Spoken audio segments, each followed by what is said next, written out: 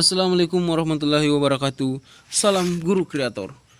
Oke, pada kesempatan ini kita ingin belajar sejarah Indonesia untuk kelas 12 dengan pemikiran ekonomi nasional.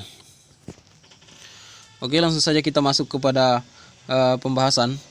Pemikiran ekonomi pada tahun 1950-an pada umumnya merupakan upaya mengubah struktur perekonomian kolonial menjadi perekonomian nasional. Kemudian hambatan yang dihadapi dalam mewujudkan hal tersebut adalah sudah berakarnya sistem perekonomian kolonial yang cukup lama.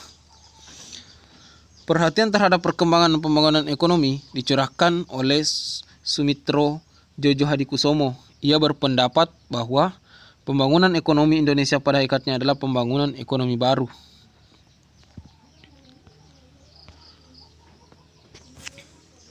Gagasan Sumitro kemudian dituangkan dalam program Kabinet Nasir dalam wujud perencanaan Rencana Urgensi Perekonomian atau RUP yang sering disebut juga dengan Plan Sumitro. Wujud dari RUP tersebut kemudian dicanangkan program Benten dengan tujuan impor barang bagi kelompok bisnis pribumi, basis modal bagi pedagang pribumi bersaing dengan pengusaha Cina dan asing. Selanjutnya, Syafruddin Prawira Negara. Di sini Syafruddin dia menggantikan mata uang yang beredar dengan mata uang baru, kemudian mengurangi jumlah uang yang beredar. Selanjutnya, Mr. Asad. Usaha lain yang dilakukan pemerintah untuk meningkatkan pengusaha pribumi dilakukan melalui gerakan Asaat yang pada tahun 1956.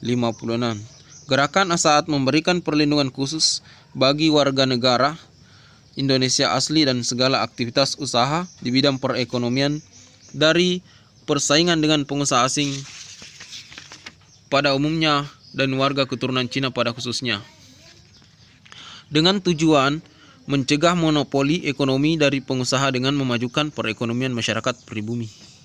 Selanjutnya, Mr. Iskak Cokro Hadi Suryo atau disebut dengan sistem ekonomi Alibaba. Ali artinya pengusaha pribumi, kemudian Baba artinya pengusaha Cina.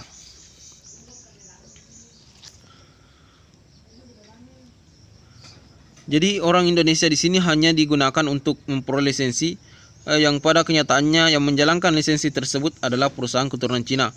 Perusahaan yang lahir dari kerjasama tersebut dikenal sebagai perusahaan Alibaba. Ali mewakili pribumi dan Baba mewakili warga keturunan Cina dengan tujuan memajukan perekonomi nasional. Kemudian nasionalisasi perusahaan. Usaha pembangunan ekonomi nasional lainnya dijalankan dengan kebijakan nasionalisasi perusahaan-perusahaan asing.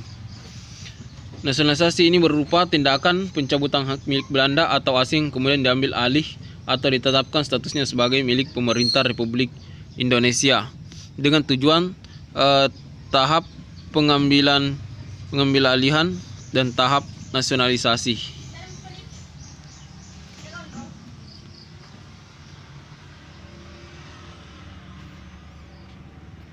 Oke,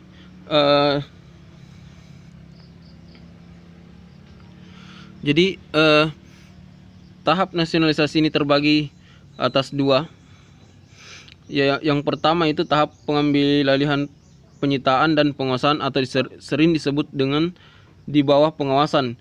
Kemudian yang kedua, pemerintahan mulai mengambil kebijakan yang pasti, yakni perusahaan-perusahaan yang ambil alih itu kemudian dinasionalisasikan atau biasa disebut dengan tahap nasionalisasi. Oke, cukup sekian untuk pembelajaran kita untuk hari ini. Assalamualaikum warahmatullahi wabarakatuh.